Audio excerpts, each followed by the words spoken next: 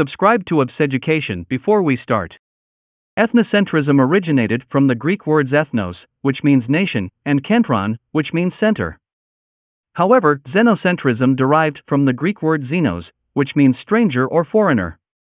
The difference between ethnocentrism and xenocentrism is that, in ethnocentrism, people believe that their culture is superior in comparison to other societies, while in xenocentrism, they believe that their culture is inferior in comparison to other societies. Examples: if you believe that the food from your country tastes better compared to other countries, that is ethnocentrism. However, if you believe that the food derived from your country does not taste good compared to other countries, then it is xenocentrism. Okay, let us review. 1. What is the belief that one's culture is inferior to another culture? A. Ethnocentrism. B. Nationalism. C. Xenocentrism. D. Imperialism. The answer is xenocentrism. 2. X is from France, and he believes that wines and cheeses are better where he came from.